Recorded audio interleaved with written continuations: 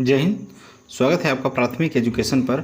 आज हम UP TGT PGT तथा एचटेट यूपी टेट हिंदी साहित्य से कुछ महत्वपूर्ण प्रश्न देखेंगे जो महाप्राण निराला से संबंधित हैं।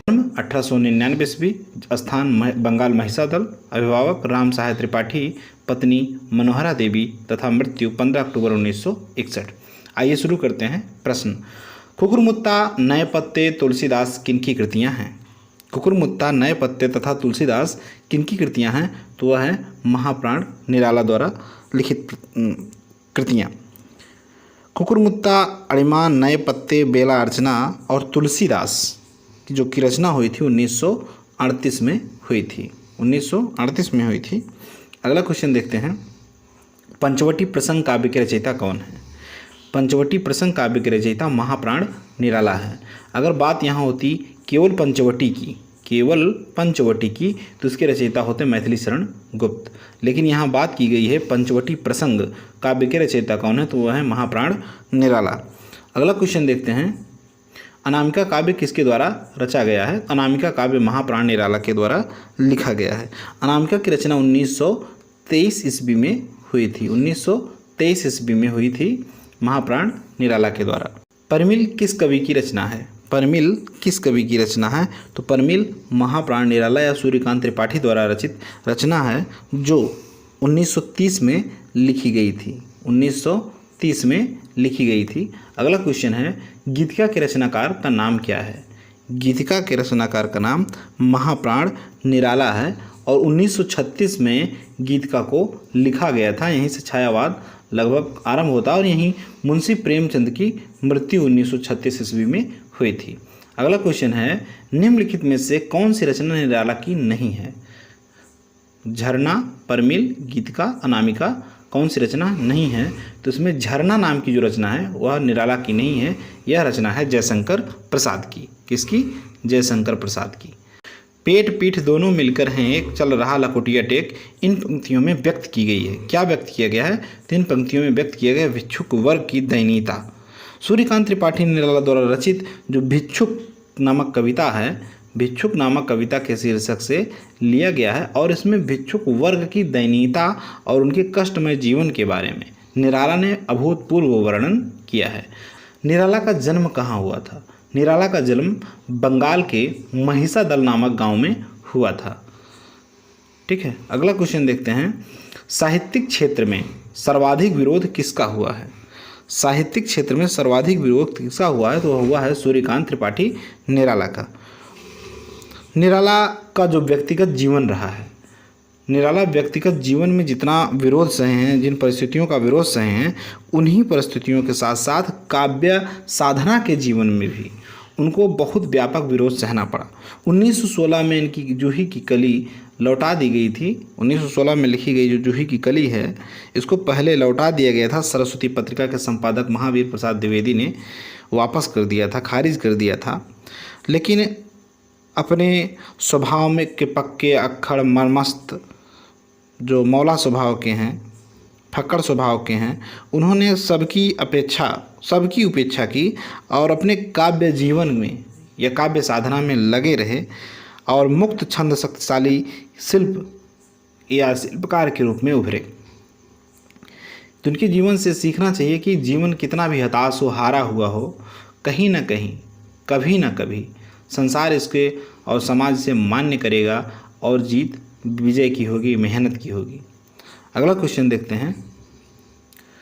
उस शाखा का वन विहंग उड़ गया, मुक्त नभ निरस्तंग, पंक्तियाँ किस छायावादी कवि की हैं? वह उस शाखा का वन विहंग उड़ गया, मुक्त नभ निरस्तंग, पंक्तियाँ किस छायावादी कवि की हैं? तो वह है सूर्यकांत त्रिपाठी निराला की। निराला महाप्राण वर्णों का अधिक प्रयोग करते थे अपनी कविताओं में और महाप्राण वर्णों का अधिक प्रयोग करने के कारण इन्हें सूर्यकांत त्रिपाठी निराला महाप्राण कहा गया। अगला क्वेश्चन है, निम्न पंक्तियाँ किस प्रसिद्ध लंबी कविता से उद्धृत हैं? जो प्रतिपल परिवर्तित व्यूह भेद कौशल समूह, राक्षस विरुद्ध प्रत्युत क्रुद्ध कपि विषम। यह पंक्ति कहाँ से है? तो यह पंक्ति है राम की शक्ति पूजा से। राम की शक्ति पूजा से लिखित है। 1936 ईस्वी में राम की शक्ति पूजा लिखी गई थी इसमें राम रावण युद्ध का वर्णन करते हुए तथा धर्म और अधर्म के शाश्वत संघर्ष का चित्रण किया है। राम धर्म के प्रतीक हैं और रावण अधर्म का। और राम की शक्ति पूजा 1936 में लिखी गई प्रकाशित एक लंबी कविता है। आगे देखते हैं, राम की शक्ति पूजा का प्रकाशन किस वर्ष हुआ? तो 1936 में हुआ। निराला की निम्नलिखित पंक्तियों में कौन सी लंबी कविता नहीं है? सरोज स्मृति, कुकुरमुत्ता, राम की शक्ति पूजा या भिक्षुक? इनमें जो रचनाएं हैं वह भिक्षुक है। भिक्षुक जो है इनकी लंबी कविता नहीं है। अगला क्वेश्चन है, निराला की बादल राग कविता का संबंध है। निराला की बादल राग कविता का संबंध है तो वह है प्रकृति के सौंदर्य से। निराला ने बादल राग की जो कविता लिखी है यह परमिल नामक शीर्षक से लिया गया है। किससे? परमिल नामक शीर्षक से लिया गया है। इस कविता के माध्यम से प्रकृति के कठोर रूप का चित्रण उन्होंने किया, जिसमें मुख्यतः नाद, ध्वनि या युद्ध का विप्लव रचनात्मक वर्णन तैयार किया, जिसमें विधवा, दीन और भिक्षुक के सहने के माध्यम या जिससे करुणा का सृजन किया गया है वह बादल राग में गर्जना, तर्जना और विप्लव के प्रहार में बदल गई है। कहने का भाव यह रहा कि जो विधवाएं हैं, जो करुण हैं, जो दीन और भिक्षुक हैं, जो समाज में एकदम दबे कुचले हैं, उनकी जो विरह की व्यथा है, उनके जो दुख हैं, जो करुणा में परिवर्तित होते हैं, उसे बादल राग कविता के माध्यम से निराला ने एक अनुपम रूप दिया है और प्रकृति सौंदर्य से जोड़ दिया है। अगला क्वेश्चन है, निराला की निम्नलिखित पंक्तियों में उनकी किस कविता से ली गई हैं? यह है उपाय कह उठे राम ज्यों मनिंद्र घन, कहती थी माता मुझको सदा राजीव लोचन। यह प्रसंग या यह पंक्तियाँ कहाँ से ली गई हैं? तो उपयुक्त जो कविता की पंक्तियाँ हैं वो छायावादी कवि सूर्यकांत त्रिपाठी निराला की लिखी हुई पंक्तियाँ हैं। सूर्यकांत त्रिपाठी निराला ने राम की शक्ति पूजा एक नामक लंबी कविता प्रबंधात्मक काव्य में लिखी हुई है। और यहाँ प्रसंग यह उठता है कि जब श्री रामचंद्र जी माता आदिशक्ति की आराधना कर रहे थे और लाख पुष्प दल लाए हुए थे, तो उसको रावण ने चोरी से या माया के द्वारा चुरा लिया था। तो उसमें पूजा करते वक्त एक फूल कम पड़ गया, तो भगवान श्री राम की आराधना पूरी होने वाली थी और उस कमी के कारण वह बहुत चिंतित हुए। तो अंत में उन्हें ख्याल आया कि मेरी माता तो मुझे राजीव नयन अर्थात कमल के समान मेरे नेत्र हैं ऐसा कहा करती थी, तो अपने नेत्रों को ही माता के ऊपर अर्पित करने लगे। तो इतने पर माता खुश हो जाती हैं और उन्हें वरदान देती हैं। आदि कहानी जो है व्यथा में लिखी गई है। तो यहाँ का प्रसंग यही रहा, तो राम की शक्ति पूजा से ली गई है। और नवरात्र की भी आपको हार्दिक बधाइयाँ, क्योंकि नवरात्र के ही वक्त में बहुत अच्छा प्रसंग चल रहा है कि हम सूर्यकांत त्रिपाठी निराला को पढ़ रहे हैं और राम की शक्ति पूजा में माता आदिशक्ति की आराधना हुई है और माता आदिशक्ति ने भगवान श्री रामचंद्र जी की परीक्षा लेने के बाद उन्हें विजयी होने का वरदान दिया था। तो आप लोग भी अपनी परीक्षा में विजयी होइए और अपने लक्ष्य को प्राप्त करिए। धिक जीवन जो पाता आया है विरोध, पंक्ति में किसके द्वारा जीवन सत्य की अभिव्यक्ति की गई है? तो सूर्यकांत त्रिपाठी निराला द्वारा अभिव्यक्त की गई है और यह भी पंक्तियाँ राम की शक्ति पूजा से ही लिखी गई हैं। राम की शक्ति पूजा से ली गई हैं, जब इसमें मौजूद हताशा, पराजय, अकेले रह जाने की पीड़ा तथा निराशा का गहरा बोध होता है। तो यहाँ निराला ने राम के ही नहीं अपने जीवन के अभावग्रस्त जीवन, अकेलेपन, पुत्री के वियोग सबको समेटकर एक अभूतपूर्व रचना की, स्वयं को राम के रूप में ढाल दिया और अपने जीवन का भी सत्य लिख डाला। अगला क्वेश्चन है, मुक्त छंद के प्रणेता कौन हैं? मुक्त छंद के प्रणेता महाप्राण निराला हैं, जिन्होंने कविता को छंदों से मुक्त कर दिया। किससे? कविता को छंदों से मुक्त कर दिया। और 1916 में इनकी पहली कविता जूही की कली मुक्त छंद के ही रूप में प्रकाशित हुई थी, जिनके मुक्त छंद वृद्धि में रचना के तुक, मात्रा आदि का अवरोध निःशक्त हो जाता है। अगला क्वेश्चन है, हिंदी में मुक्त छंद के प्रवर्तक कौन हैं? हिंदी में मुक्त छंद के प्रवर्तक कौन हैं? तो वह है सूर्यकांत त्रिपाठी निराला। रबड़ छंद या केचुआ छंद किस कवि की कविताओं को लक्ष्य कहकर कहा गया? तो रबड़ छंद और केचुआ छंद सूर्यकांत त्रिपाठी निराला की ही कविताओं को कहकर कहा गया, क्योंकि एक परिहास रूप में, एक व्यंग रूप में लोगों ने कहा। सूर्यकांत त्रिपाठी निराला और सुमित्रा नंदन पंत को मुक्त छंद को हिंदी काव्य में स्थापित करने का श्रेय प्राप्त है। अगला क्वेश्चन देखते हैं, निराला जी का प्रथम काव्य संग्रह कौन सा है? निराला जी का प्रथम काव्य संग्रह है अनामिका। निराला जी का प्रथम काव्य संग्रह है अनामिका, जो 1923 में पहला प्रकाशन हुआ था और 1938 में दूसरा प्रकाशन हुआ था। अगला क्वेश्चन है, सरोज स्मृति में सरोज कौन है? सरोज स्मृति में सरोज निराला की पुत्री हैं।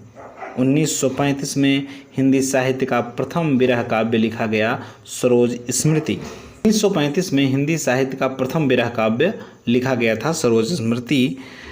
और पुत्री सरोज के 18वें वर्ष, जीवन के 18वें वर्ष का मार्मिक चित्रण किया है जब उसकी असामयिक मृत्यु हो जाती है।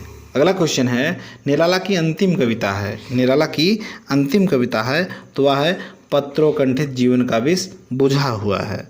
इसकी पूरी लाइन है, पत्रोकंठित जीवन का विष बुझा हुआ है, आशा का प्रदीप जलता है हृदय कुंज में, अंधकार प्रथ एक रश्मि से सूझा हुआ है, दिग निर्णय ध्रुव से जैसे नक्षत्र पुंज में। 1961 में लिखी गई इस कविता को सिद्ध योगियों जैसे साधारण मानव तक भीष्म सरोज से कठिन सेज पर आदि से लिया गया है। अगला क्वेश्चन है, प्रिय स्वतंत्र रव अमृत मंत्र नव पंक्ति वाली कविता का संबंध किससे है? तो वह है सूर्यकांत त्रिपाठी निराला से ही। प्रिय स्वतंत्र रव अमृत नव मंत्र नव भारत में भर दे, वर दे वीणा वादनी वर दे।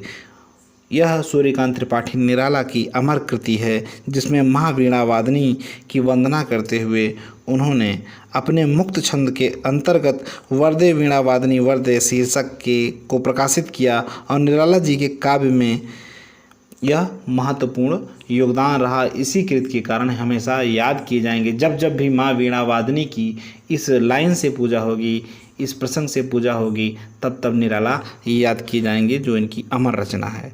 सूर्यकांत त्रिपाठी निराला के काव्य, उपन्यास, कहानी, समालोचना, निबंध आदि लिखे हुए हैं। अगला क्वेश्चन है, निराला की निम्नलिखित में से निराला की व्यंग पर कविता कौन सी है? निराला की व्यंग पर कविता कौन सी है? तो वह है कुकुरमुत्ता।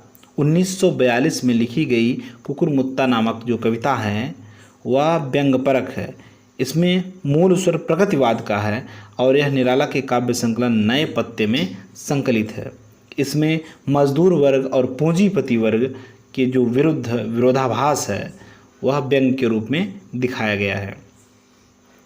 अगला क्वेश्चन है, निम्नलिखित में से कौन सी रचना निराला जी द्वारा रचित व्यंग परक रचना है? तो वह है कुकुरमुत्ता। अगला क्वेश्चन है, कुकुरमुत्ता का कविता का संबंध किस कवि से है?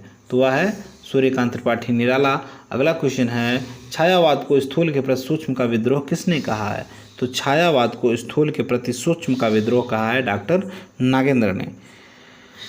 छायावाद को स्थूल के सूक्ष्म का विद्रोह डॉक्टर नागेंद्र ने कहा। और डॉक्टर नागेंद्र की जो प्रमुख कृतियां हैं, अगर उनके बारे में देखते चलें तो रीति काव्य की भूमिका, भारतीय काव्य शास्त्र की भूमिका, अरस्तु का काव्य शास्त्र और काव्य में उदात्त तत्व, नई समीक्षा आदि नागेंद्र के महत्वपूर्ण लेख हैं। और कुछ कथन आते हैं कभी कभी, तो आइए उनको देखते हैं। छायावाद प्रकृति के बीच जीवन का उद्गीत है। छायावाद प्रकृति के बीच जीवन का उद्गीत है। यह कथन किसका है? तो यह कथन है महादेवी वर्मा का। इसको महादेवी वर्मा ने कहा है। और एक कथन बहुत आता है, आत्मा और परमात्मा का गुप्त वाग विलास रहस्यवादी छायावाद है। इसको किसने कहा है? इसको कहा है डॉक्टर रामकुमार वर्मा ने। अगला क्वेश्चन देखते हैं, छायावाद विलायती अभिव्यंजनावाद या विलायती संस्करण है। यह कथन किसका है? तो आचार्य रामचंद्र शुक्ल का। अगला क्वेश्चन है, इनमें से कौन उत्तर छायावादी कवि नहीं है? इनमें से कौन उत्तर छायावादी कवि नहीं है? तो वह हैं डॉक्टर रामकुमार वर्मा। डॉक्टर रामकुमार वर्मा उत्तर छायावादी कवि नहीं हैं और इनका नाम छायावाद के द्वितीय वर्ग के कवियों में सर्वाधिक उल्लेखनीय है। रूपरास और निशीथ नामक इनकी काव्य रचना या काव्य संग्रह है जो छायावादी पद्धति में सम्मिलित है। फैटन समाटा का संबंध हिंदी साहित्य के किस काव्य आंदोलन से जोड़ा गया है? तो वह है छायावाद। फेटेंसमाटा का संबंध हिंदी छायावाद काव्य आंदोलन से जोड़ा गया, जिसमें रहस्यवाद की अभूतपूर्व रचनाएं हैं और पुराने संतों के साधकों की वाणी का अनुकरण करते हुए जो तुरीय अवस्था या समाधि की दशा मानी जाती है, वह रूपात्मक आभास छायावाद या फेटेंसमाटा कहते हैं। निम्नलिखित में से एक रचना राष्ट्रीय संस्कृत धारा की नहीं है। निम्न में से एक रचना राष्ट्रीय संस्कृत धारा की नहीं है, वह क्या है? तो वह है प्रभात फेरी। प्रभात फेरी प्रगतिवादी कवि जो नरेंद्र शर्मा हैं, उनके द्वारा लिखी गई काव्य रचना है। हिंदी साहित्य में मार्क्सवादी चेतना की अभिव्यक्ति जिस काव्य धारा में देखने को मिलती है, उस काव्य धारा को कहा जाता है, क्या कहा जाता है? हिंदी साहित्य में मार्क्सवादी चेतना की अभिव्यक्ति जिस काव्य धारा में देखने को मिलती है, उस काव्य धारा को कहा जाता है, क्या कहा जाता है? प्रगतिवाद। क्या कहा जाता है? प्रगतिवाद। 1935 से 1942 का काल जो है या समय जो है प्रगतिवाद कहलाता है। प्रगतिवाद मार्क्सवादी दर्शन के आधार पर चलता है, जिसमें चेतना प्रधान वर्ग चेतना की प्रधानता है। और इस मार्क्सवादी कवियों में बाबा नागार्जुन, केदारनाथ अग्रवाल, शिवमंगल सिंह सुमन, गजानन माधव मुक्तिबोध आदि लोग सम्मिलित हैं, जिन पर मार्क्सवाद का प्रभाव है। अगला क्वेश्चन है, प्रगतिवाद काव्य की सृष्टि है। प्रगतिवाद काव्य की सृष्टि है तो वर्ग चेतना प्रधान की। द्वंदात्मक भौतिकवाद विकास किस काव्यधारा के आधार पर है? द्वंदात्मक भौतिकवाद विकास किस काव्यधारा के आधार पर था? वह प्रगतिवाद।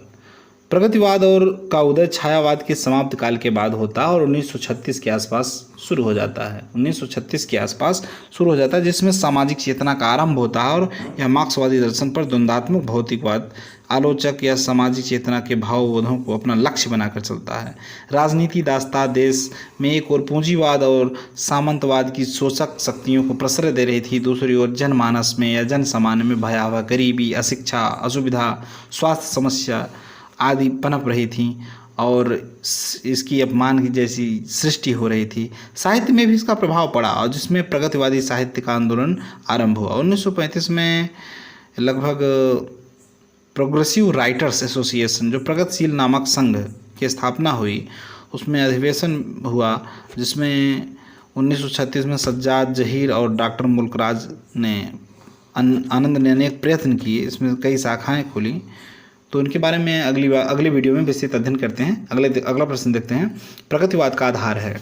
प्रगतिवाद का आधार है तो वह है द्वंदात्मक भौतिकवाद। द्वंदात्मक भौतिकवाद जो है कार्ल मार्क्स से ही सिद्धांत से ही लिया गया है। प्रगतिशील लेखक संघ की किस स्तर की संस्था है? प्रगतिशील लेखक संघ किस स्तर की संस्था है? तो वह है अंतर्राष्ट्रीय संस्था। अगला क्वेश्चन देखते हैं, प्रगतिशील लेखक संघ का प्रथम अधिवेशन की अध्यक्षता किसने किया था? तो मुंशी प्रेमचंद ने प्रगतिशील संघ लेखक की प्रथम अधिवेशन की अध्यक्षता किया था। यहाँ तक पहुँचने के लिए शुक्रिया, आपको तहे दिल से धन्यवाद। वीडियो पसंद आए हो तो चैनल को लाइक, सब्सक्राइब एवं शेयर ज़रूर करिएगा। मिलते हैं अगली वीडियो में, तब तक के लिए जय हिंद, धन्यवाद।